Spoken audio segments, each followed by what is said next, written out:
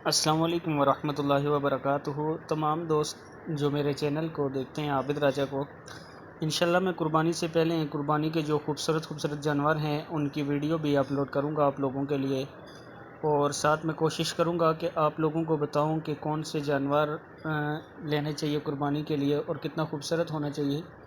जितना खूबसूरत जानवर लेंगे अल्लाह ताला आपकी कुर्बानी उतनी ज़्यादा कबूल करेंगे। आज जो वीडियो मैं अपलोड कर रहा हूँ आप ये देखें कि ये जो वाइट कलर का बकरा है माशाल्लाह बहुत ज़्यादा खूबसूरत है और कद में भी बड़ा है।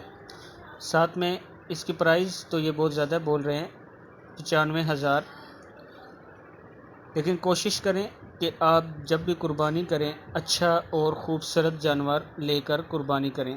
तो इस वीडियो को आप देखते जाएं, मैं इनसे बात भी करूंगा साथ में।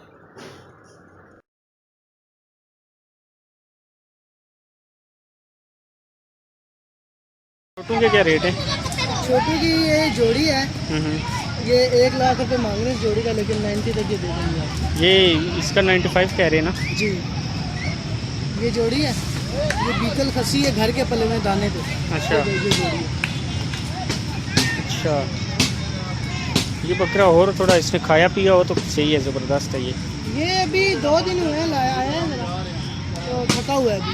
अच्छा, और जानवर जरा जब तक थकन ना उतरे वो खाता पीता नहीं है, वो भी देखें वो भी खाते हैं ना। पंजाब से? जी,